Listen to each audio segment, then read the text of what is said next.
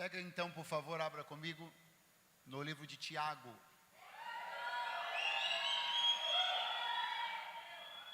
É só porque é o Tiago, não, né? Porque qualquer livro fala, tá bom. Pensei que tinha alguma coisa particular contigo. Epístola de Tiago, capítulo 2, verso 23. Glória a Deus nas alturas. Epístola de Tiago, capítulo 2, verso 23.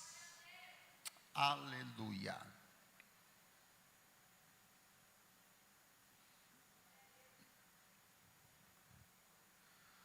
O irmão que me antecedeu aqui falou que ficar preparado para sair, para não sair antes de meia-noite, não é isso? Eu quero dizer que Deus abençoe vocês. Eu vou precisar ir, mas eu vou ficar crendo que vai continuar. Está escrito assim: e cumpriu-se a escritura que diz: e creu Abraão em Deus, e foi-lhe imputado isso como justiça, e foi chamado amigo de Deus. Ainda leiamos, por favor, o Evangelho segundo João, capítulo 11 e versículo 11. Está escrito: assim falou, e depois disse-lhes: Lázaro, o nosso amigo, dorme, mas vou despertá-lo. Quantos podem dizer amém? Diga comigo: Abraão, Lázaro, amigos de Deus. Agora olhe para o seu vizinho e diga: você quer ser amigo de Deus também? A quantos isso aqui anima? Quantos isso empolga?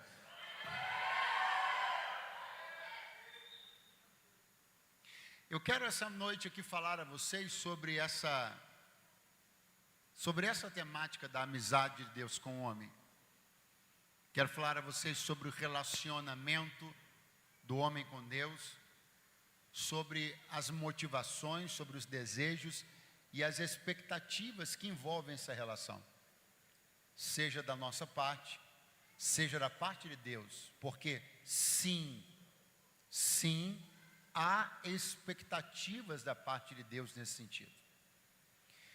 Algumas coisas na nossa vida, na nossa relação com Deus, elas não estão tão boas quanto poderiam, ou até, por que não dizer, como deveriam, porque de alguma maneira nós fomos treinados a pensar que Deus não está esperando algo.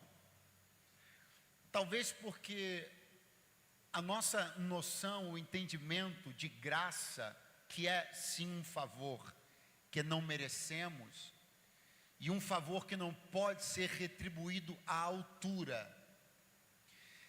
Quando nós construímos essa ideia sobre graça da maneira equivocada, nós pensamos que já que não temos nada a fazer à altura da graça que recebemos, então também não precisamos fazer nada. Isso não é verdade.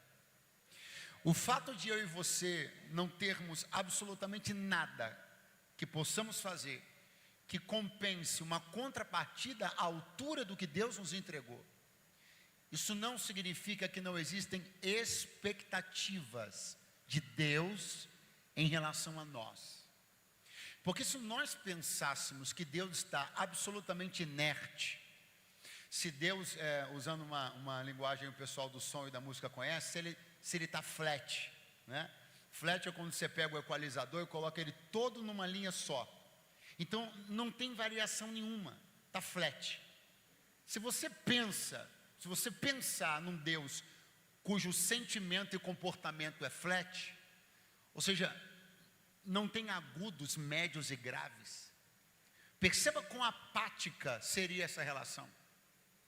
Perceba como você encaixaria Deus dentro das mesmas condições miseráveis e medíocres dos deuses de pau e de pedra. Deus não está flat. Deus tem seus agudos, graves e médios. Deus tem suas expectativas. Existem coisas que Deus está à espera em relação a mim e a você. E eu vim aqui dar uma sacudida em você nessa noite de sábado, para lhe dizer que existem coisas na sua relação com Deus que Ele espera que você haja e interaja de acordo com aquilo que está no coração dele. E eu pretendo descobrir algumas destas coisas desta noite para honrar, não pagar, mas honrar aquele que me amou primeiro. Quantos dizem graças a Deus esta noite? Aleluia! Glória a Deus! Muito bom. A Bíblia diz, lemos 2 versos, a Bíblia diz, a Epístola de Tiago diz que foi imputado como justiça o fato de Abraão ter crido pela fé e, portanto, ele foi chamado amigo de Deus. E lemos também no Evangelho de João, nas palavras do próprio Jesus, ele referir-se a Lázaro como sendo seu amigo. Portanto, temos aqui 2 personagens, ambos conseguiram alcançar esse poderoso título. Abraão é chamado amigo de Deus, a dispensação da lei, na verdade, numa dispensação anterior à da lei. Abraão é chamado amigo de Deus no Antigo Testamento. Abraão é chamado amigo de um Deus que a Bíblia fala sobre ele como um Deus espírito. A Bíblia diz, porque Deus é espírito. Por um outro lado, Lázaro tem uma amizade com um Deus encarnado. Porque João diz que o verbo se fez carne. Não confunda encarnação com reencarnação. Então Jesus foi encarnado uma única vez. Um Deus espírito tornou-se encarnado, carne, homem. Tem nada a ver com reencarnação. Então o verbo se fez carne. E quando uma vez os discípulos perguntaram a Jesus, Rabi, quando veremos o Pai? E o Senhor disse, já estão vendo? Quem vê a mim, vê o Pai. Porque eu e o Pai somos um. Então, se Abraão no Antigo Testamento é chamado de amigo de Deus, e este é um Deus espírito, agora Lázaro, amigo de Jesus, é amigo do Deus encarnado. Vamos de novo. Lá, Abraão então é amigo do Deus horrível. Vamos de novo. Abraão é amigo do Deus e Lázaro amigo do Deus. Muito bom. Abraão amigo do Deus, Lázaro amigo do Deus. Isso foi conquistado. Sim ou não? Amizades não são conquistas? Você acha que você é amigo dos seus amigos por razões inexistentes? Não. Alguma coisa em você conquistou seus amigos. Então, amizades são conquistadas. Nós somos amigos por razões específicas. E não somos amigos de algumas pessoas por razões também específicas. Amizade e inimizade são explicáveis, são racionais. Eu sou amigo de alguém por razões. Não sou amigo de alguém por razões. Alguém é meu inimigo por razões. Para tudo existe uma razão. Pois bem, quem está comigo, diga amém. Muito bom. Se existem razões para a constituição de uma amizade, e se existem razões para a constituição de uma inimizade, vamos então saber logo de cara qual é a razão para a constituição de uma inimizade com Deus. Está na Bíblia, claramente, palavras do apóstolo Paulo, escrevendo aos Romanos, capítulo 8, verso 7. Portanto, a inclinação da carne é inimizade contra Deus.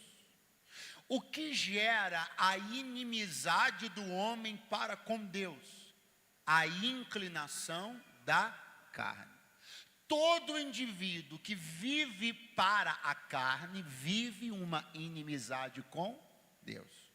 Todo indivíduo que decidiu inclinar-se, dobrar-se, ser tendencioso, inclinado para a carne, decidiu ser inimigo de Deus. Pastor, mas não tem um meio termo? Não tem. Só tem 2 possibilidades do homem se relacionar com Deus. Ou é amigo ou é inimigo. Não, pastor, mas eu não, peraí, bom, agora ficou chato. Eu não sou o amigão de Deus, não estou colado. Mas também não sou inimigo não. Eu estou aqui bem numa posição, não. Essa posição aí você que inventou, ela não existe não. Tá não? Tá não? Não. Ó. Alguém numa tentativa ridícula, teologicamente ridícula, de criar um cenário um pouco mais agradável para o pecador, vai dizer para ele que tem, mas não tem. Não tem. A Bíblia só apresenta duas formas possíveis de você se relacionar com Deus, do homem se relacionar com Deus.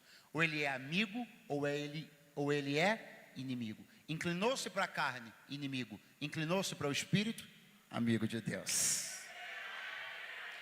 Quantos amigos de Deus nós temos aqui esta noite? Tudo bem. Estamos indo muito bem. Vamos lá. Então nós já sabemos que Abraão é amigo do Deus. Inimigo não, tá? Amigo do Deus Espírito. Lázaro, amigo do Deus encarnado. Só que veja, eu tive que passar algumas páginas da minha Bíblia até que Abraão me fosse apresentado. Sim ou não? Você não vai ler a história de Abraão em Gênesis 1, não vai ler no 2, no 3, não vai ler no 4, não vai ler no 5, não vai ler no 6. Vai demorar páginas, melhor, vai demorar séculos, até a Bíblia mostrar para nós um homem que tornou-se amigo de Deus. E essa demora me incomoda, essa demora me inquieta, sobretudo porque não era para ter demorado nada. A verdade é que existe uma pessoa, e você sabe quem é ela. Existe alguém, você sabe quem é, que tinha tudo. Eu disse que ele tinha tudo para ter sido ele o primeiro homem a ser chamado amigo de Deus. Por quê, pastor? Há algumas razões. Só para começar, Deus visitava ele em casa todo dia. Tá bom para você? De quem eu estou falando? Adão. Adão tinha tudo para ser. Quando eu digo tudo para ser, eu digo sobre uma reunião, um conjunto de fatores favoráveis. Então ele estava numa casa que o próprio Deus construiu. Ele era visitado diariamente por Deus. Ele usufruiu de um tipo de comunhão que depois dele nenhum outro ser humano desfrutou. Porque Adão foi o único ser humano junto com Eva que viveu dentro de uma dispensação específica da história da humanidade. Pergunte qual? A da inocência. Então só Adão e Eva existiram como seres humanos dentro da primeira dispensação da raça humana. Inocência. Então veja, Adão tinha tudo. E por que o senhor está repetindo isso, pastor? Para você entender que não é sobre quantos fatores favoráveis alguém tem, é sobre querer. A verdade é que muita gente que eu e você conhecemos tem tudo e não quer. Outros não tinham nada, estavam longe, perdidos, mas disseram: eu quero ser amigo de Deus. Não é sobre ter condições favoráveis, é sobre querer. A quem tenha tudo para ser e não é, a quem parece que nunca seria, e olha você aqui, amigo de Deus.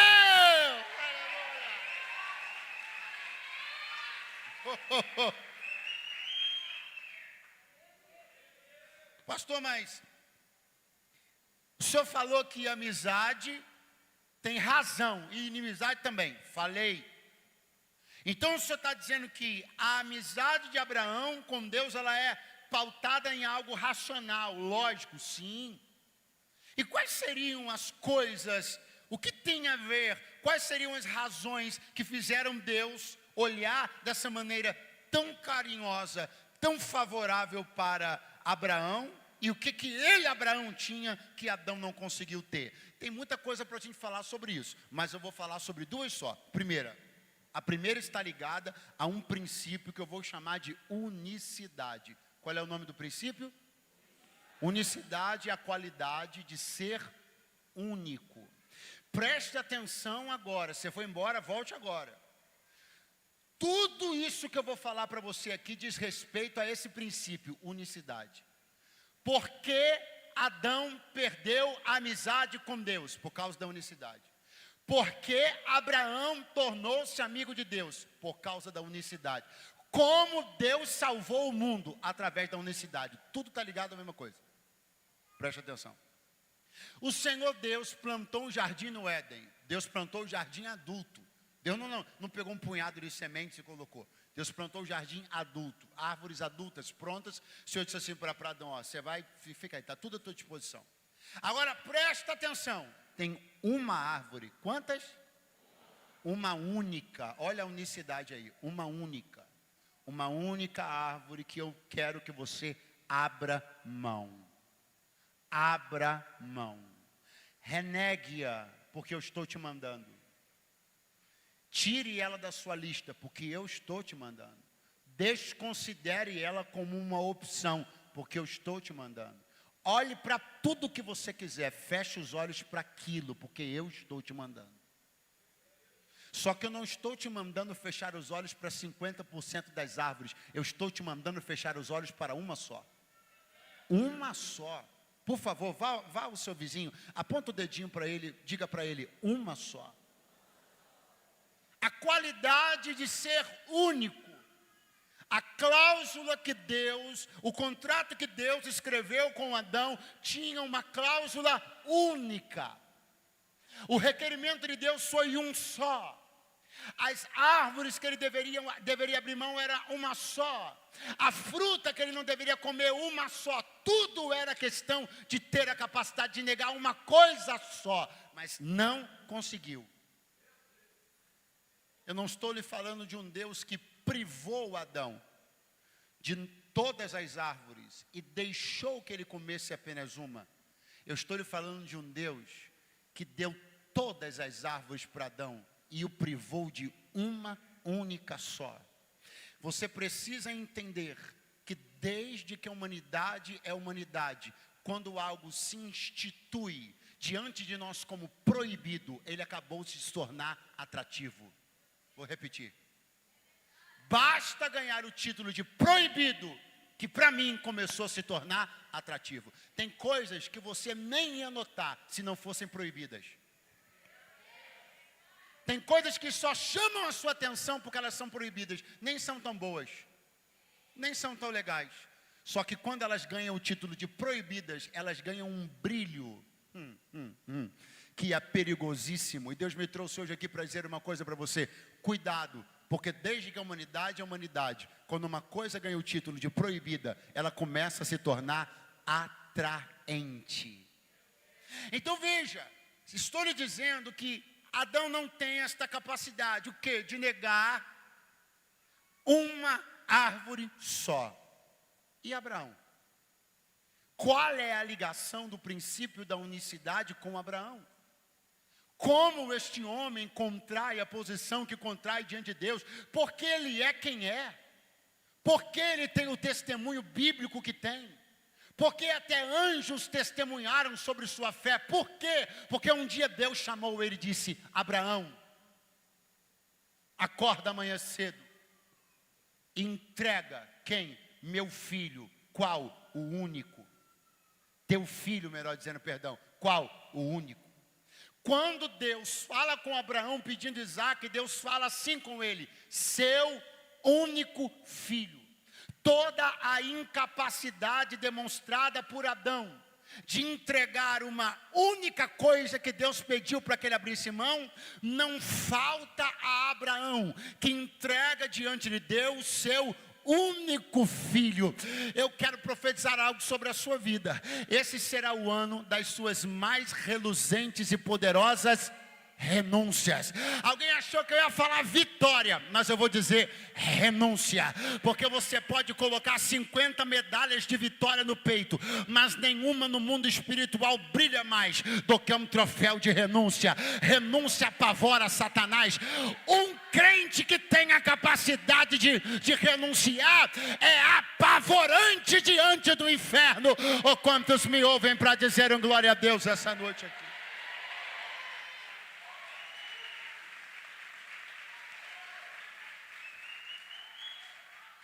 Pessoas que têm a capacidade de renunciar são apavorantes no mundo espiritual. Porque quem tem a capacidade de renunciar é um elemento surpresa. O diabo fica louco com ele, porque o Satanás sabe que ele não tem nada a perder. Deus pede, ele diz entrego. Deus chama, ele diz vou. Deus diz pula, ele diz pula.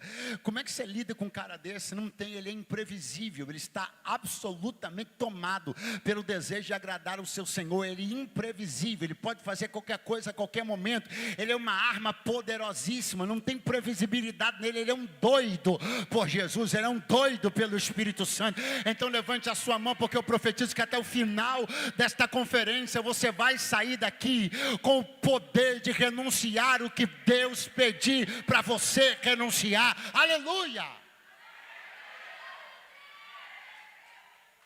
Pastor, por que mexeu tanto com Deus quando Adão não conseguiu abrir mão de uma única árvore? Por que mexeu tanto com Deus quando Abraão dispôs-se a entregar seu único filho? Porque Deus também se orientou pelo princípio da unicidade quando foi redimir a humanidade inteira.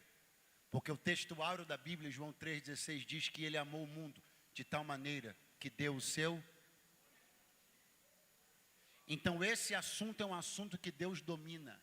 Esse é uma coisa que Deus faz. E essa é uma coisa que Ele espera. Existem coisas que só partem de Deus e não pode haver devolutiva nossa. Só Ele pode fazer aquilo por nós. Mas existem coisas que podem haver contrapartida. Ele diz, neste quesito, eu entreguei meu único filho. E existem algumas únicas coisas que eu vou apontar o dedo e vou te pedir. E espero que você tenha coragem de fazer isso também. Escute, quem ainda está aí, diga amém. Pastor, você está falando que esse homem, Adão, tinha todas as razões possíveis, agradáveis, para poder ter sido ele o primeiro amigo de Deus. Estou, por quê?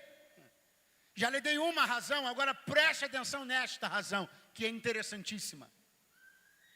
Quando Deus chamou Abraão, aonde Abraão vivia? Na Mesopotâmia. Qual era o contexto de vida de Abraão? Pluralidade religiosa. Havia dezenas de deuses na Mesopotâmia. Eu falei dezenas de deuses. Dezenas de deuses, dezenas de altares, dezenas de nomes, dezenas de imagens, dezenas de cultos, dezenas de ofertas, dezenas de tudo. Abraão estava cercado por todos os lados por alternativas de altar e de adoração. E eu lhe pergunto, quais deuses havia no Éden? Quais altares havia no Éden? Quais deuses pagãos havia no Éden? Nenhum. Baal estava no Éden? Astarote? Azerá? Havia alguma imagem em algum canto do Éden? Algum tipo de culto a algum Deus no Éden? Alguma crença de que algum Deus pudesse fazer alguma coisa por Adão dentro do Éden? Não tinha rivalidade. Adão só tinha um Deus para olhar e ainda assim errou o alvo. Quando Deus chamou Abraão, Abraão tinha dezenas, para não dizer centenas, de alternativas de divindade ao seu redor. Mas quando Deus chama ele reconhece que aquela voz que ele estava ouvindo era a voz do único e verdadeiro Deus de toda a terra.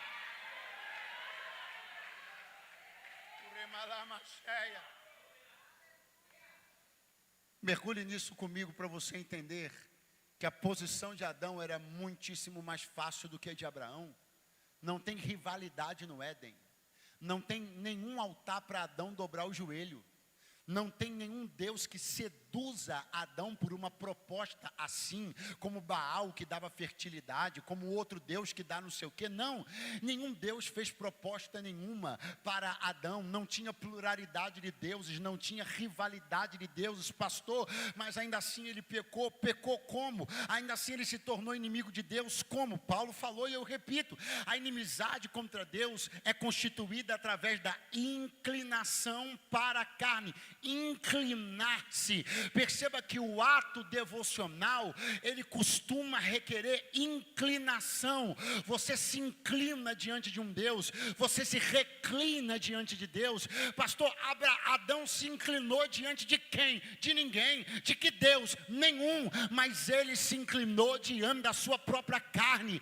Há quem não se inclina diante de imagens, mas se inclina diante do espelho. Há adoradores do seu desejo. Há gente que cultua seu próprio ventre, cultua seu próprio estômago, cultua sua própria vontade. É servo da sua própria carne. Pode não chamar o nome do santo B, nem do Deus C, mas é devotado a si mesmo, adorador da sua própria vaidade. E essa gente também é inimiga de Deus. Eu não me curvo diante de deuses e também não me curvo diante do espelho. Eu só me curvo diante daquele que me salvou e me remiu. Quem diz aleluia ao nome dele esta noite? Oh, aleluia!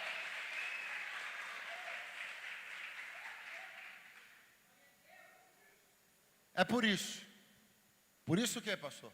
Por ter se tornado inimigo de Deus, que o Senhor olhou para Adão e disse: você está fora daqui. Essa terra onde você está hoje, você se muda dela por minha ordem. Agora eu te pergunto, Adão se mudou para uma terra melhor ou pior? Melhor ou pior? Pior, sim ou não? O amigo e o inimigo de Deus costumam receber de Deus ordens de mudança de terra. A diferença é que aos inimigos, Deus ordena uma mudança para uma terra pior. Aos amigos, Deus ordena mudanças para uma terra melhor. O mesmo Deus que tira o inimigo Adão da terra boa e expulsa ele do Éden para uma terra árida, que não tinha nada construído nem plantado, para o seu amigo Abraão o Senhor diz: sai da tua terra, do meio da tua parentela. Só que eu não estou te mudando para um lugar pior, eu estou te mudando para um lugar melhor, porque aos meus amigos eu só faço eles se mudarem se for para melhorar de vida. Alguém está aí? Levante a mão mais alto que você puder, porque eu estou profetizando que algumas mudanças vão acontecer na sua vida, e elas não serão para pior, elas serão para melhor. Se Deus te mudar de casa, vai ser para melhor. Se Deus te mudar de emprego, vai ser para melhor. Precisa de alguém para crer. Se Deus te mudar de escola, vai ser para melhor. Se Deus mudar teu círculo de amizade, vai ser para melhor. Se Deus mudar tua profissão, vai ser para melhor. Deus não ordena mudanças que coloquem para trás os seus amigos. Aos amigos, Deus só tem ordem de marcha para frente. Oh, glória!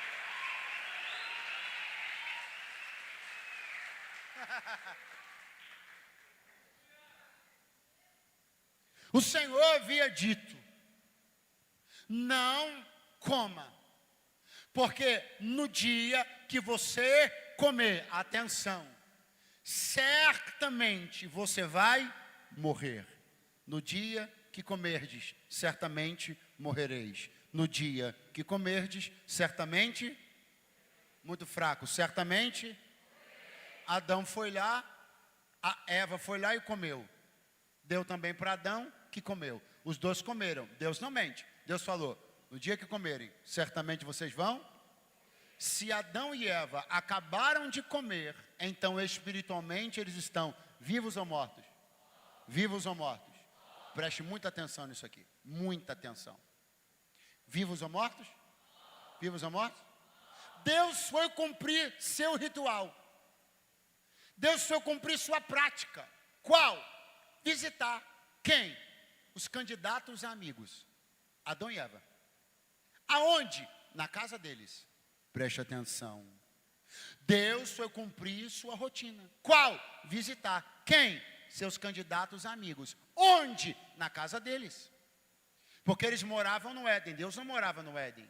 O Éden é um jardim plantado para Adão e Eva viverem. É a casa deles. Essa informação é importante. Eu disse que é a casa, e eu estou dizendo para você que Deus foi visitar eles em... E se eles já tinham comido da árvore, do fruto da árvore, eles estavam? Então pensa comigo. Deus foi visitar Adão em casa e ele estava... Vamos de novo. Deus foi visitar Adão em casa e ele estava... Quando Deus foi entrando no quintal da casa de Adão, Adão ouviu a voz de Deus, preste atenção, não foi chamando ele. A chamada de Deus para Adão é no momento posterior.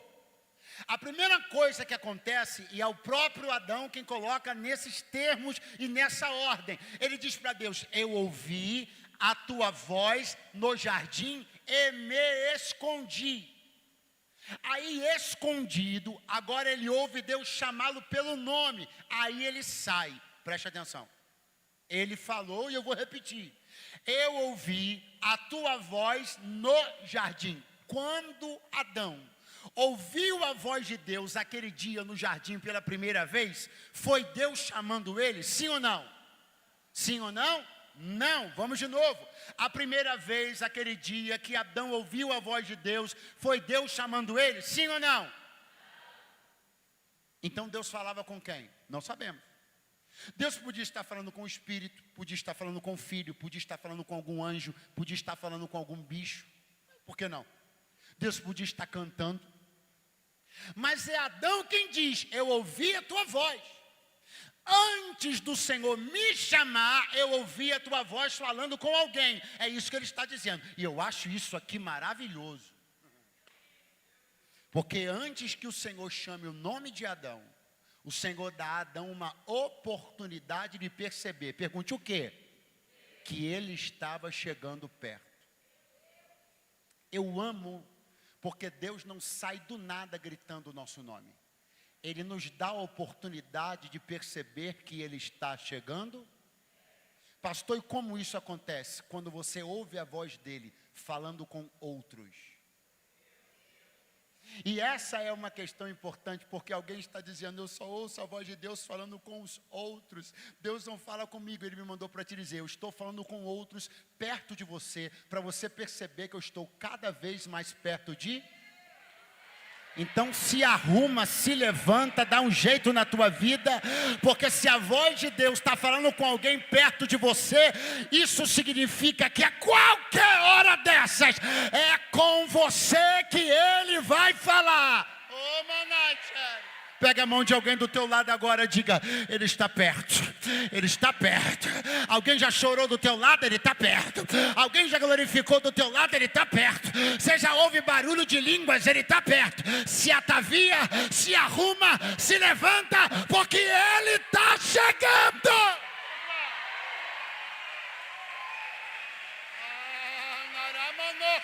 Canto de revaz.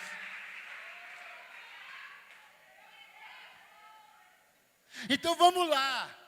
O Senhor foi visitar Adão em casa e Adão estava... Vamos de novo. O Senhor foi visitar Adão em casa e Adão estava... O Senhor chama Adão. O Senhor fez o quê? Como é que foi isso? Deus falou assim. Vamos de novo, como é que foi? Deus falou. Vamos de novo, Deus falou.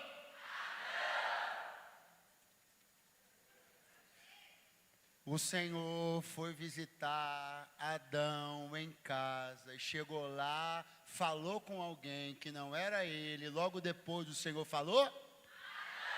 E Adão estava. Alguém já está por aqui? Porque só para te lembrar, tem uma pessoa que a gente não falou nada dela ainda. Quem é? Quem é? Lázaro. Vocês gostam de bater na Eva, né? Mas a minha pergunta acabou sendo escorregadia sem querer. Eu digo 2 personagens que eu introduzi a mensagem.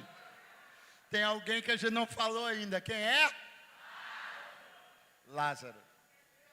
E o Senhor foi visitar seu candidato amigo em casa. E ele estava... E o Senhor foi e chamou o nome dele. Como é que o Senhor fez? E tem um personagem que a gente introduziu a mensagem, eu não falei dele ainda.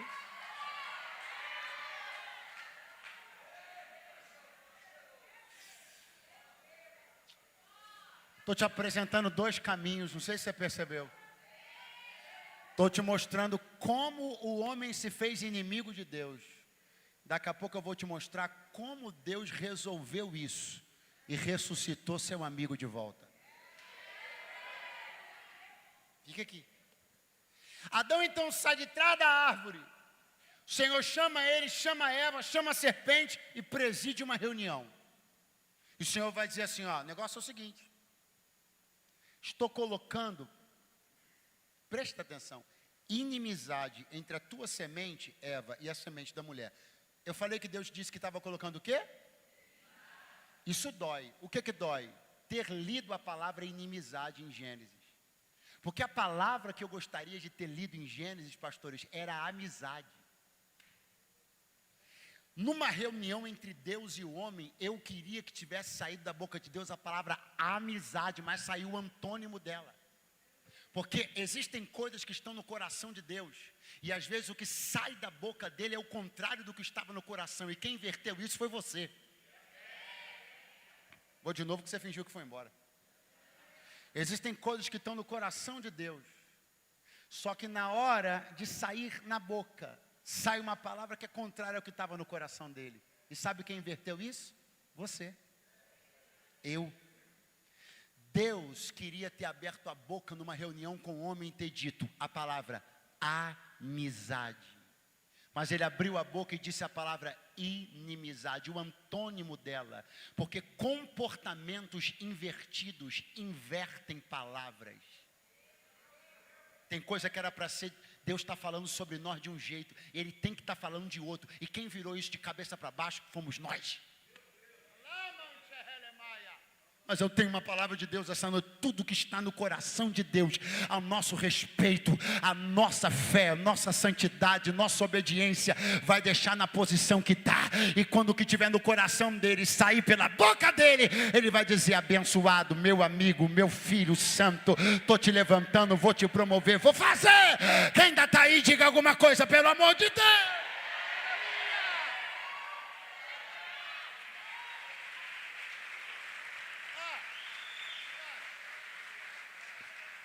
Perceba o que está acontecendo. São apresentações. Deus está fazendo apresentações. Está olhando para a serpente dizendo assim, ó, eu apresento a você seu inimigo. A humanidade. Deus está olhando para Eva, representando a humanidade. Deus olha para Eva e diz assim, estou te apresentando o seu inimigo. A serpente. Então, um é inimigo do outro. Eu estou apresentando vocês formalmente. Agora preste atenção. Naquele dia ali, a humanidade tornou-se inimiga da serpente. Sim ou não? Sim ou não? Pastor, então ótimo, ok. Já entendi. O diabo foi o primeiro inimigo do homem. Não. Não. O diabo não foi o primeiro inimigo do homem. Se segura na cadeira. O primeiro inimigo do homem foi Deus.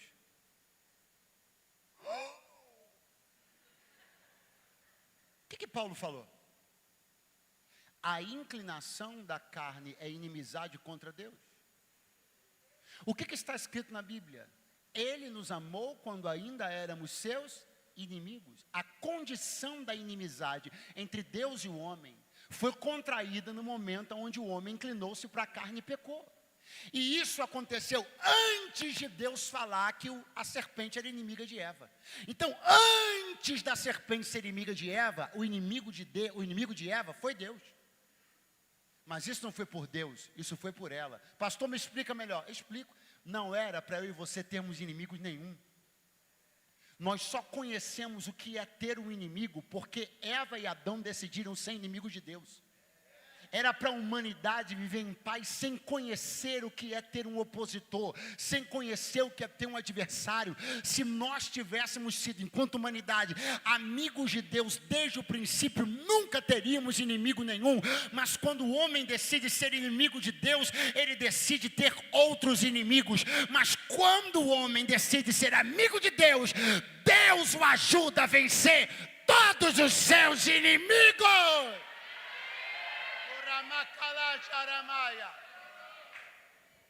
É só você reparar como é que Deus é tão misericordioso, que Ele diz assim, ó, estou apresentando você, Eva, ao seu inimigo, a serpente. Você, Eva, decidiu ser minha inimiga. E por ser minha inimiga, agora eu te apresento seu inimigo, a serpente. Só que eu vou te deixar com uma promessa. Tem uma semente que vai vir de você, que vai esmagar a cabeça da serpente.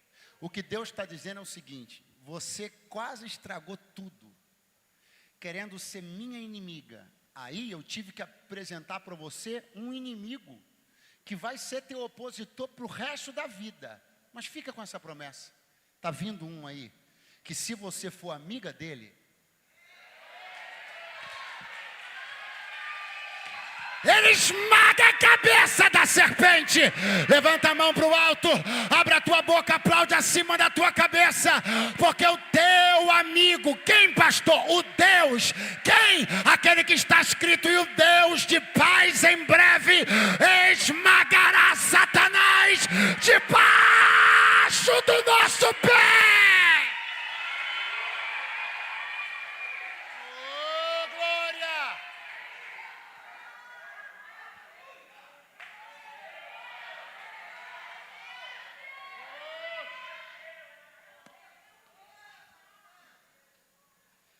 Deus foi no jardim do seu candidato amigo visitá-lo, e ele estava. Deus falou primeiro com alguém que não foi com ele, e logo depois Deus o chamou.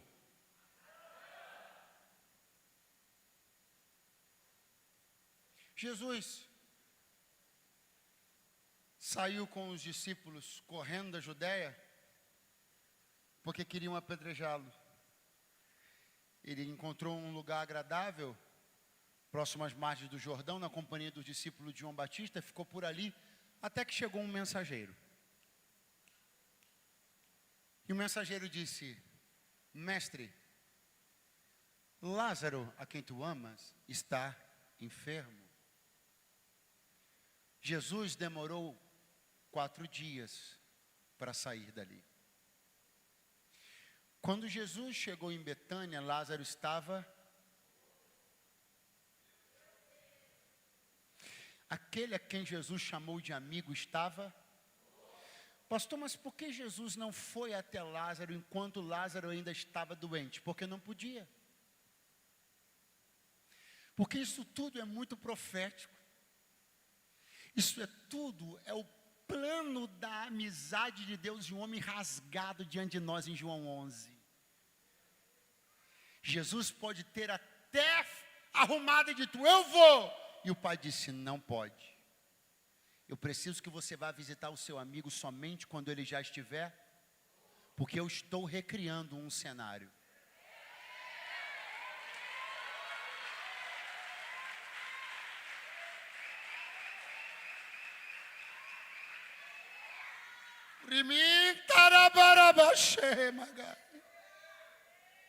Lázaro está morto.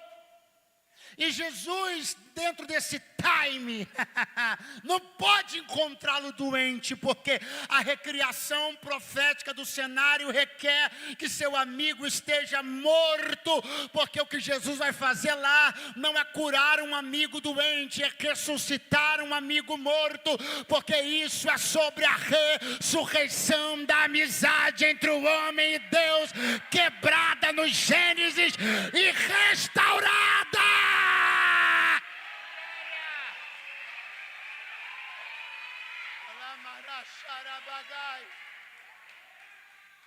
Vem Jesus chegando. Aonde? Na casa do seu amigo, em Betânia. E quando Jesus chegou, pastor, o que é que ele fez? Chamou Lázaro? Não, porque ele tinha que falar com alguém primeiro. Porque lá em Gênesis, a voz de Deus primeiro foi ouvida conversando com alguém.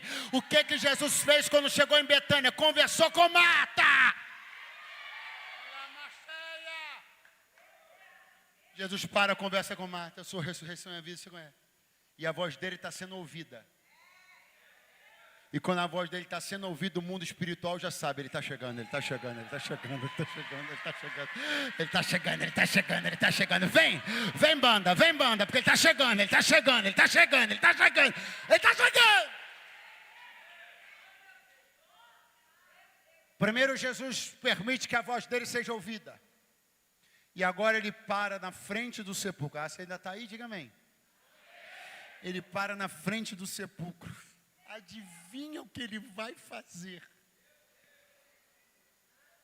O que ele vai fazer? Não, ainda não. Ele vai chorar. O menor versículo da Bíblia. Jesus chorou. Olha para o seu vizinho e diga: Jesus.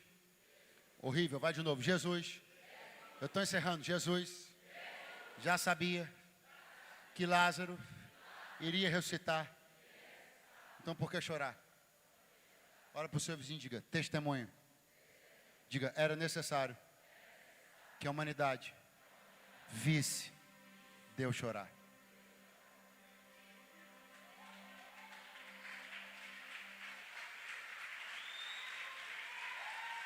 Preste atenção.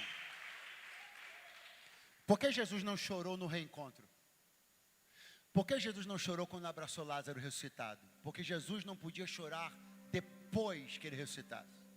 Jesus tinha que chorar pelo seu amigo morto. Porque o testemunho que Jesus precisa dar é sobre uma divindade que chora seus mortos. Pastor, por quê? Olha para cá. Você não lembra da reunião? Diante de Adão morto, quem ainda está aí, diga amém. O que Deus faz? Pastor, ele chora. Não, por quê? Porque ele é Deus. Vamos de novo. Diante de Adão, seu pretenso amigo morto, Deus chorou? Por que Deus não chorou? Porque Deus é? Como uma lágrima vai descer dos olhos de um Deus que é espírito? Deus não podia chorar. Deus não pode chorar como espírito. Um espírito não chora. Quando eu olho a reunião, eu tenho uma tendência, e é sobre a minha tendência que Jesus resolveu aqui. Qual a tendência? Achar que Deus não sentiu só porque não chorou. Então, quando eu olho Deus diante de Adão morto, eu tenho a impressão que Deus está sendo muito prático. Porque Deus olha para Adão, olha para Eva, dá sentença para os dois, dá sentença para o diabo, sentencia todo mundo, abre a porta da rua, que é serventia da casa, aponta para Adão e Eva, expulsa os dois de lá, bota um anjo na porta, tranca tudo e a vida continua. Aí eu olho para isso e penso: ele não sentiu nada. Ele esteve diante de Adão morto e não sentiu nada. Só porque não está escrito que ele chorou, então não tem problema. A Bíblia vai deixar um versículo isolado, sozinho, só para a humanidade saber que Deus também chora. Jesus só parou para chorar diante de Lázaro, porque Deus não podia chorar diante de Adão. Alguém ainda está aí? Jesus só parou para chorar diante do seu amigo morto, porque Deus não podia chorar diante da morte de Adão. Não há lágrimas num Deus espírito, mas há lágrima num Deus encarnado. Então o pai olhou para o filho e disse: filho, vai lá, antes de chamar ele, mostra que um Deus chora seus mortos, mas ele não só chora seus mortos, ele ressuscita seus amigos. Quem ainda está aí? Dá um pulo dessa cadeira agora, porque ele ressuscita, ressuscita, ressuscita, ressuscita.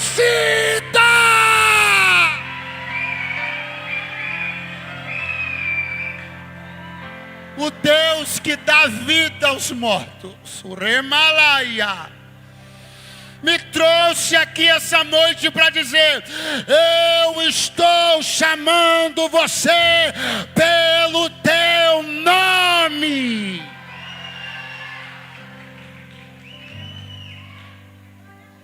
O Deus que dá vida aos mortos me trouxe hoje aqui para dizer: você está afogado, anda afogado num monte de demandas. anda afogado num monte de responsabilidades, anda pedrificado e endurecido. Nossa amizade está enrijecida, nossa amizade está morta, mas eu vou chamar você pelo nome, eu vou gritar teu nome na beira do teu sepulcro, e eu vou te dar um abraço de vida, porque eu te levantei para ser meu amigo. Tu não és amigo deste mundo, tu não és amigo da carne, tu não és amigo do baile, tu não és amigo dos vícios, tu és o meu amigo.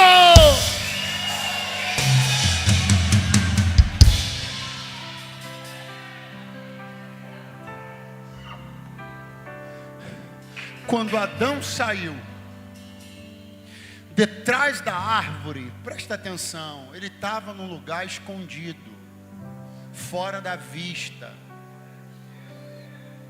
Ele não era um cadáver que você tropeçava, tal qual Lázaro estava escondido, omitido dentro do sepulcro.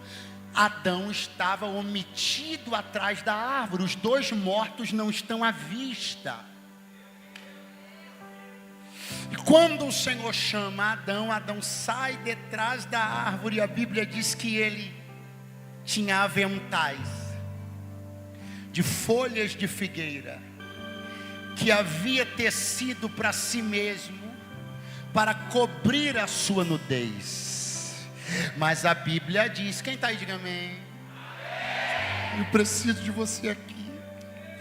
A Bíblia diz que Deus vai pegar e vai Ele mesmo, como alfaiate dos alfaiates, Ele vai fazer uma roupa de pele de cordeiro e vai envolver Adão com a pele do cordeiro, vai envolver Adão com a vida do cordeiro.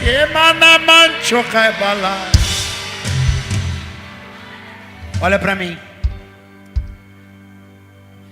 Você consegue enxergar Deus colocando a roupa que Ele fez em cima da roupa improvisada de folhas que Adão tinha feito? Você consegue enxergar Deus vestindo Adão em cima das folhas de figueira? Você consegue enxergar essa cena? O que parece claro para você e para mim? Que antes de que Deus tenha dado a roupa que Ele fez para Adão, Adão tirou aquela. Adão tirou aquela. Aquilo que o envolvia, Adão tirou. Aquilo que o enrolava, Adão tirou.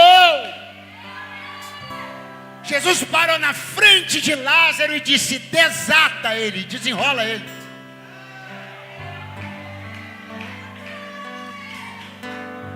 Tira esse negócio aí que está enrolando ele. Tira. Deixa ele vir. Deixa ele ir. Pastor, faltou uma coisa para ficar perfeito. Se Adão foi tirado da sua veste, se Lázaro foi desenrolado da sua roupa de morto, e se o Senhor coloca as vestes da pele do cordeiro em Adão para ficar bonito, Jesus tem que pegar agora, pastor Eduardo, uma roupa de cordeiro e colocar em Lázaro. Não precisa, não precisa, porque João Batista olhou para ele e falou assim: ai lá, quem? O cordeiro, é ele que está ali.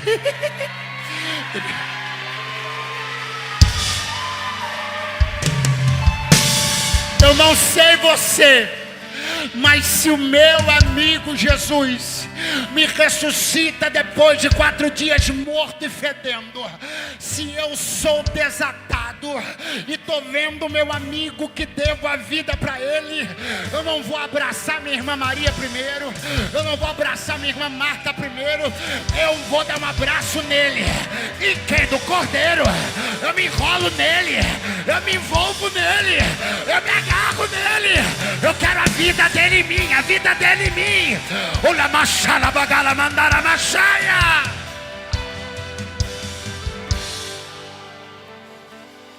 Pastor Eduardo, Está difícil. O quê? Fazer o que Deus me pede. Está difícil. O quê? Manter a amizade. Está difícil. O quê? Eu sinto que a morte espiritual tem me cercado, me atado. As folhas de figueira têm se enrolado em mim. Eu tenho sentido profunda dificuldade de ter e manter uma vida com Deus saudável, espiritualmente pujante, poderosa. Mas eu quero ouvir a voz dele hoje me chamando do lugar da frieza, da apatia espiritual, para um lugar de poder e graça. Então saia do teu lugar e vem aqui no altar agora, que eu quero orar por você. Quem está enfrentando dificuldades, quem está enfrentando dificuldades para manter uma vida com Deus, saia do lugar e vem no altar aqui na frente. Vem aqui agora, porque é hoje que Deus remove estas ataduras de você. É hoje que Deus arranca o impedimento do teu caminho. É hoje que Ele te chama pelo nome. É hoje que esse cheiro de morte vai sair da tua vida. É hoje.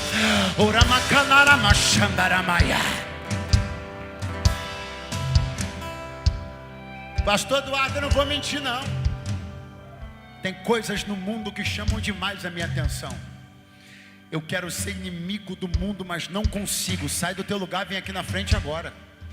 Pastor, eu quero ser inimigo da carne, não consigo. De vez em quando me inclino para ela. Sai do teu lugar, vem aqui agora. Ah, mas vão ver eu vindo aqui. Melhor ver você aqui do que ver você em outros lugares. É melhor ver você prostrado aqui no altar do que ver você enchendo a cara no bar. É melhor ver você prostrado aqui no altar do que ver você onde não deve. Vem pra cá. Será que a gente pode cantar? A gente não, vocês. Aquela música, o Deus que os mortos faz viver. Deus de milagres. Aleluia. Tem um espírito de graça e de vida aqui. Cheiro de morte não vai permanecer no nosso meio. Ataduras de morte não vão permanecer no nosso meio.